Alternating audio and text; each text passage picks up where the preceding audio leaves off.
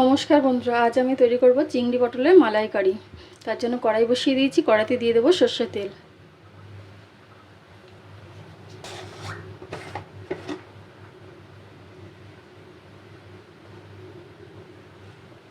নিয়ে নিয়েছি দেখো চিংড়িটা আমি ভেজে নেব। চিংড়িটা ভাজা হয়ে গেছে, এবার আমি চিংড়িটাকে তুলে নেব। দেখো পটলগুলোকে আমি এরকমভাবে কেটে নিয়েছি, একটু কোনাকুনি করে কেটে নিয়েছি। এবার আমি পটলটা ভেজে নেব।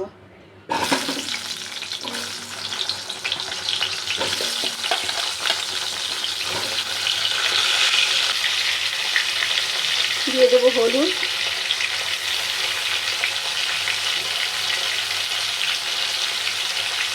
দেবো লবণ,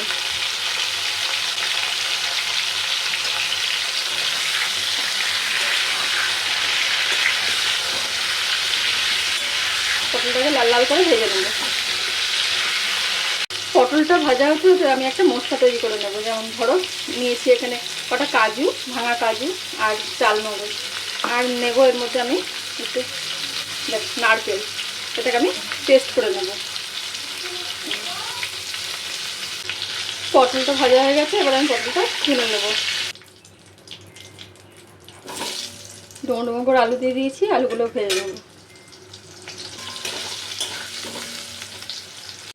এবার ফোড়নের জন্য দেবো হচ্ছে তেজপাতা, গোটা গরম মশলা,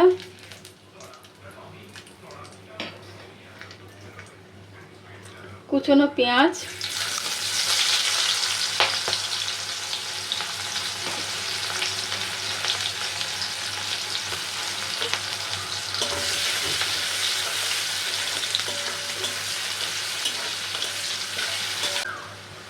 পেঁয়াজটা ভাজা ভাজা হয়ে গেছে। এবার দিয়ে দেবো আমি কুচি করে নিয়েছি একটা টমেটো। এবার আমি এর মধ্যে দিয়ে দেবো হচ্ছে আদা রসুনের পেস্ট।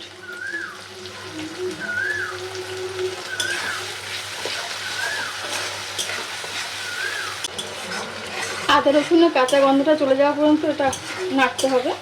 তারপরে আমি সব গুঁড়ো মশলাগুলো এর মধ্যে অ্যাড করব। এবার আমি এর মধ্যে কিছু গুঁড়ো মশলা অ্যাড করব।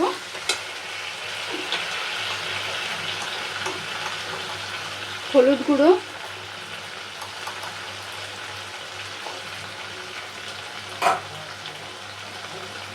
লবণ, জিরে গুঁড়ো,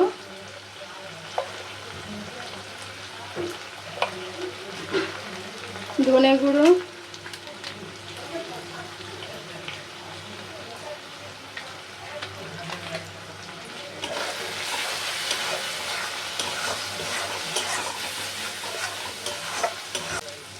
লঙ্কা বাটা,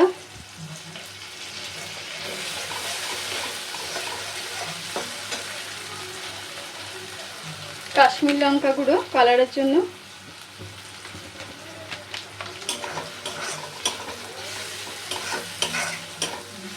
দিয়ে দেবো যে পেস্টটা করে রেখেছিলাম সেই পেস্টটা।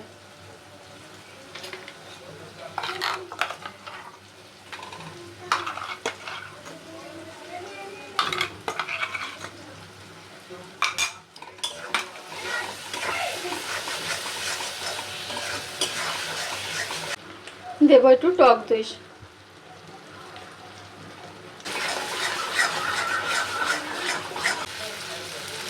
মশলাটা আমার কষানো হয়ে গেছে। এবার আমি দিয়ে দেবো ভেজে রাখা পটল আর আলুটা।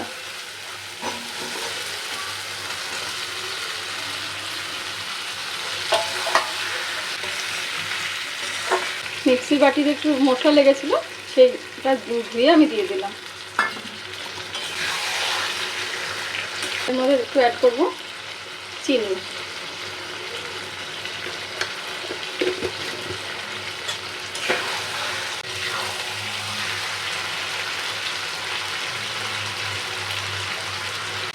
পটল আলুতে আমার কষানো হয়ে গেছে। এবার দিয়ে দেবো আমি জল।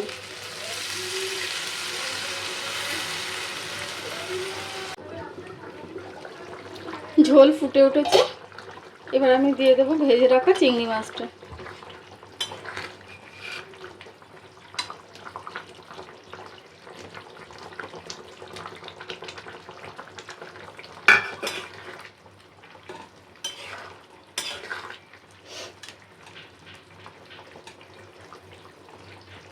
আর একটু হবে, আবারও ঢাকা দিয়ে দেবো।